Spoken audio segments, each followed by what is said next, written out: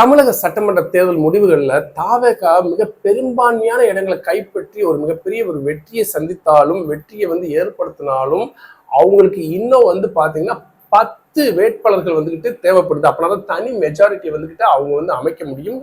ஆளுநர்கிட்ட போய் தன்னுடைய தனி பெரும்பான்மையை நிரூபிக்க முடியும். அப்படி இருக்கக்கூடிய சூழ்நிலையில இன்னைக்கு காலையில இல்லைங்க, அதாவது என்னைக்கு டிவிக்கேங்கிற ஒரு கட்சி தமிழக அரசியலுக்குள்ள பூந்துச்சோ அன்னையில இருந்து பாத்தீங்கன்னா நாளொரு மேனி பொழுதொன்னு வண்ணம் அப்படிங்கிற மாதிரி ஏதாவது ஒரு பரபரப்பு நியூஸ் வந்துகிட்டு இருக்கு. போதா குறைக்கு தாவேகா கட்சி ஜெயிச்சிட்டாங்க இல்லையா, இப்போ கூட்டணிக்கு யாரை கூப்பிட போறாங்க அப்படின்னு இருக்கக்கூடிய ஒரு பரபரப்பான சூழ்நிலையில கொஞ்ச நேரத்துக்கு முன்னாடி தமிழக காங்கிரஸ் டிவிக்கு கூட இணைந்து 108 இடங்கள்ல இருந்த தாவேகா இந்த 5 சீட்டு காங்கிரஸ் வச்சிருந்த இந்த 5 சீட்டையும் சேர்த்து இப்போ 113 வந்துருச்சுங்க. இன்னும் தேவைப்படக்கூடியது 5 சீட் தான். இப்போ காங்கிரஸ் பல வருஷமா திமுக கூட இருந்தாங்க, அவங்க உறவை முறித்து கொண்டு டிவிக்கு கூட சேர்ந்த சூழ்நிலையில இன்னும் 5 சீட் தாவேகாவுக்கு தேவைப்படுது.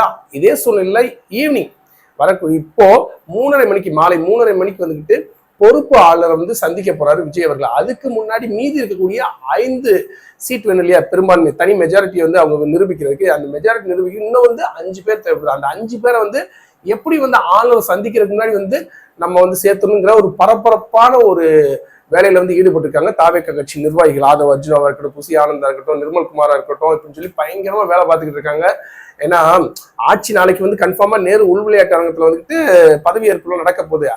அதுக்கப்புறம் 2 வாரங்கள் மெஜாரிட்டி நிரூபிக்கிறதுக்கு இன்னைக்கே ஏன் மெஜாரிட்டி நிரூபிக்க கூடாதுங்கிற வகையில 3:30 மணிக்கு பொறுப்பு ஆளுநர் சந்திக்கக்கூடிய விஜய் அவர்கள் சீக்கிரமா நம்ம டீமை ரெடி பண்ணி கொண்டு போய் திரும்ப இன்னொரு 5 பேர்த்த மட்டும் எப்படியே சேர்த்துருங்கிற மாதிரி ஒரு வேலையை ஆரம்பிச்சு விட்டுருக்காரு, ப்ராஜெக்ட் கொடுத்துருக்காரு. ஸோ பொறுத்திருந்து பார்ப்போம். இன்னைக்கே 118 பேரை விஜய் அவர்கள் ஒரு தனி மெஜாரிட்டியை காமிக்கிறாரா, இல்ல நாளைக்குல இருந்து ஒரு 2 வாரத்துக்குள்ள காமிக்கிறாரா, இதற்கெல்லாம் ஏடிஎம்கேல இருந்து தான் வரப்போறாங்கிற மாதிரி செய்திகள் இருக்கு. எந்த தகவல் இருந்தாலும் உடனுக்குன்னு உங்ககிட்ட ஷேர் பண்ணிக்கிறேன். மீண்டும் ஒரு தகவலுடன்